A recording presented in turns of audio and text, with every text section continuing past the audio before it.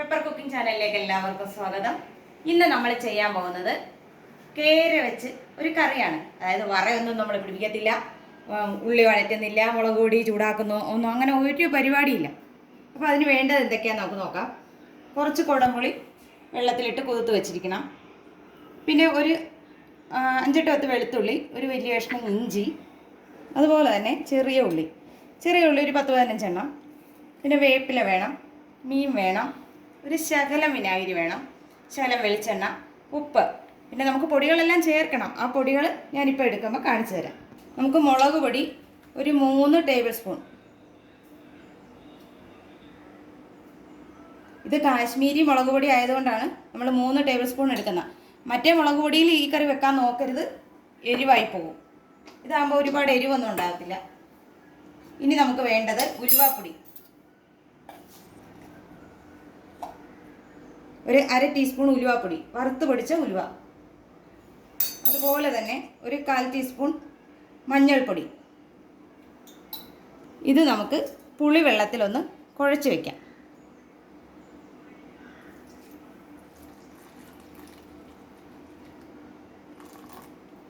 ഇത് കുതിർന്ന് വരട്ടെ.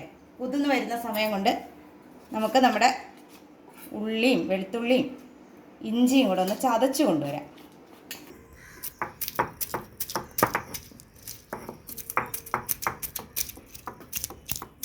നമ്മളതേ ചുവന്നുള്ളിയും വെളുത്തുള്ളിയും ഇഞ്ചിയും കൂടെ ചതച്ച് കൊണ്ടുവന്ന് വെച്ചിട്ടുണ്ട്. നമുക്ക് ഇനി മീൻ കഷ്ണങ്ങൾ ഈ ചട്ടിയിലോട്ട് ഇട്ട് കൊടുക്കാം. ഒരു 1/2 കിലോ കേരയുണ്ട്.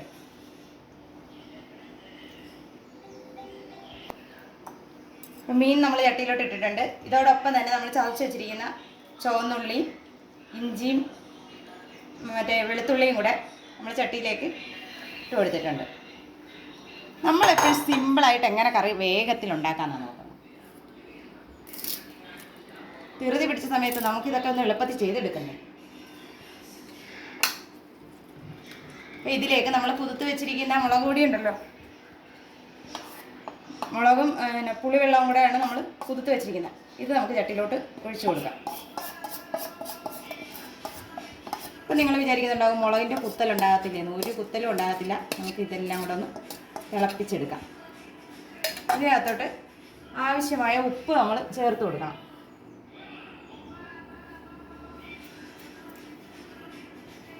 ഇതിനകത്ത് പുളിയാണ് ഇതിനകത്ത് ഏറ്റവും കൂടുതൽ മുന്നിട്ട് നിൽക്കേണ്ട ഒരു സാധനം.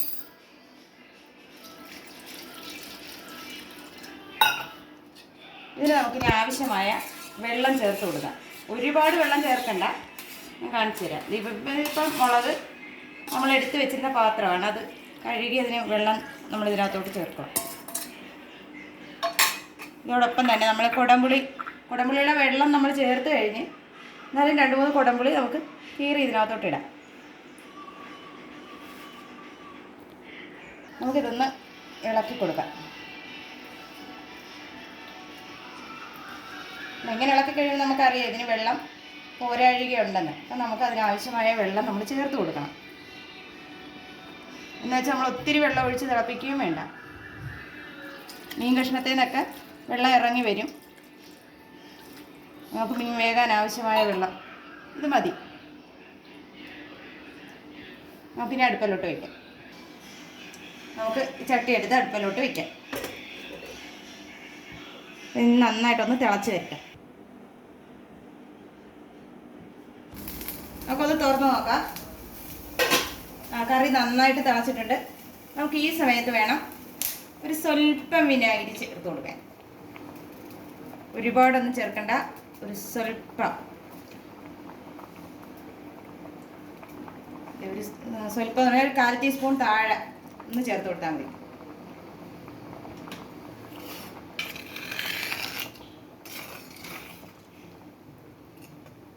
ഇനി നമ്മുടെ കറി നന്നായിട്ടൊന്ന് പറ്റി വരണം, കുറുകണം. ഇതിപ്പോൾ കുറുകിയിട്ടില്ല, കുറുകി വരുന്നതേ ഉള്ളൂ. നമ്മൾ തീ ഒന്ന് അല്പം കുറച്ച് ഒന്ന് കുറുകട്ടെ. നമ്മുടെ കറി നന്നായിട്ട് പറ്റി വന്നിട്ടുണ്ട്. ഇരിക്കും തോറും ഇനിയും അത് കുറുകും. നമുക്കിനി ഇതിനകത്തേക്ക് പച്ച വെളിച്ചെണ്ണ ചേർത്ത് കൊടുക്കാം. നമ്മൾ ഇതുവരെ കറിക്ക് എണ്ണ ചേർത്തിരുന്നില്ല. അപ്പം നമുക്ക് 1 സ്പൂൺ എണ്ണ ചേർത്തോളൂ. നമ്മളിനി തീ ഓഫ് ചെയ്യുക. ഓഫ് ചെയ്ത് മൂടി വയ്ക്കാം. അപ്പം നമ്മുടെ മീൻകറി ഇവിടെ റെഡിയായി വന്നിട്ടുണ്ട്. അപ്പം അതിൻ്റെ കൂടെ കഴിക്കാൻ ഞാൻ ഇവിടെ നല്ല കപ്പ ശരിയാക്കിയിട്ടുണ്ട്. നമുക്കൊന്ന് നോക്കാം. നമുക്ക് ഇച്ചിരി ഒന്ന് ഇതിൻ്റെ പുറത്തോട്ടങ്ങ് ഒഴിക്കാം. എനിക്ക് എരിവ് പേടിയുള്ള ഒരാളാണ്, അതുകൊണ്ടാണ് ഞാൻ ശകലം കറി ഒഴിച്ചത്.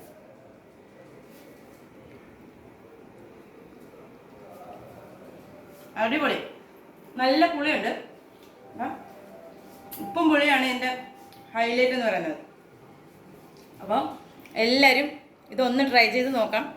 അപ്പോൾ നമുക്ക് ജോലിക്കൊക്കെ പോകുന്ന സമയത്താണെങ്കിൽ നമുക്ക് ഇതെടുപ്പ് വെച്ചിട്ട് വേറെ കാര്യങ്ങൾ ചെയ്യാമല്ലോ.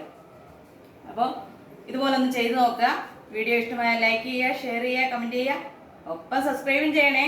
അപ്പോൾ നല്ലൊരു വീഡിയോ ആയിട്ട് കാണുന്നവരെ ടാറ്റാ, ബൈ ബൈ.